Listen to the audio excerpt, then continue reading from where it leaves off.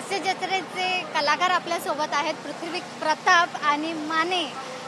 काय सांगाल गिरगावच्या पाडव्याबद्दल आणि या नवीन वर्षाबद्दल काय सांगाल? सगळ्यांना पहिलं तर नवीन वर्षाच्या आणि पाडव्याच्या खूप खूप शुभेच्छा.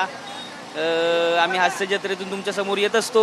आमच्यावर तुम्ही सतत खूप प्रेम करत असता, असंच प्रेम करत राहा.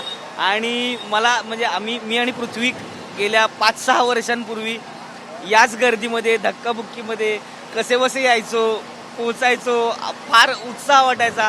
पण आज या गाडीतनं फिरतोय, चॅनेलसोबत आहोत आणि एक वेगळा मान आहे, त्याचं फार भारी वाटतंय.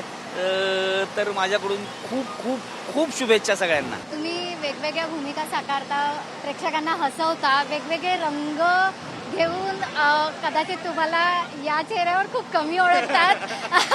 तर पण इथले हे रंग बघून तुम्हाला काय वाटतंय? विविध रंग, वेगवेगळे प्रतिकृती तुम्हाला काय सांगून जातात? शोभायात्रा खरं तर दरवर्षीच खूप जास्त महत्त्वाची असते आणि आम्ही येतच असतो. पण त्यातही गिरगावची शोभायात्रा जास्त आवडीची आहे, जास्त आवडीची आहे. कारण कॉलेज दादरला असल्यामुळे, कीर्ती कॉलेजचे विद्यार्थी असल्यामुळे गिरगावात येणं व्हायचंच. आणि शोभायात्रा यायचो तेव्हा प्रत्येक वेळेस आपण वेगवेगळ्या कलाकृती पाहायचो, चलचित्र पाहायचो. शोभायात्रावरची वेगवेगळे काही रथ सजले असायचे, काही थीम्स असायच्या.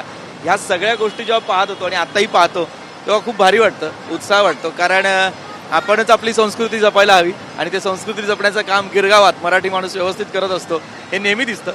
कारण वेगवेगळ्या ठिकाणाहून, आता आपण असं म्हणतो मुंबई बाहेर जातो की काय मराठी माणूस, पण लांबून लांबून लोक इथे येतात गिरगावात शोभायात्रासाठी. त्यामुळे खूप भारी वाटतं. आणि हे सगळे रंग असेच आयुष्यभर सगळ्यांच्या आयुष्यात असावेत हीच अपेक्षा. आणि सगळ्यांना गुढीपाडव्याच्या आणि हिंदू नववर्षाच्या खूप खूप शुभेच्छा. धन्यवाद. हे होते हास्य जत्रेचे कलाकार आपल्यासोबत. कॅमेरामॅन सिद्धेश सोबत मी जुवी धर्मे, TV9 मराठी.